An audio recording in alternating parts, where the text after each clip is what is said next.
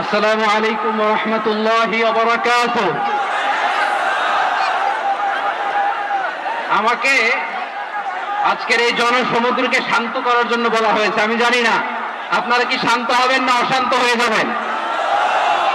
প্রিয় সুধী, মার্চ করতে যে লাঠি গুতা খেলা উষ্টা সব আমরা খেয়েছি, তারপরেও আজকের এই সোহরাওয়ার্দী উদ্যানের এই গণজামায়াতে এই জনতার মহাসমুদ্রে উপস্থিত হয়ে আমরা বুঝতে পেরেছি আজকের এই মহাসমুদ্র জনসমুদ্র ফিলিস্তিনের প্রতি, আল আকসার প্রতি বাংলাদেশের জনগণের ভালোবাসার বহিঃপ্রকাশ।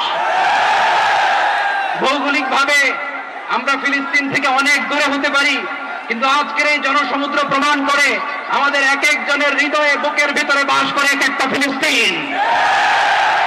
আমাদের হৃদয়ে বাস করছে এক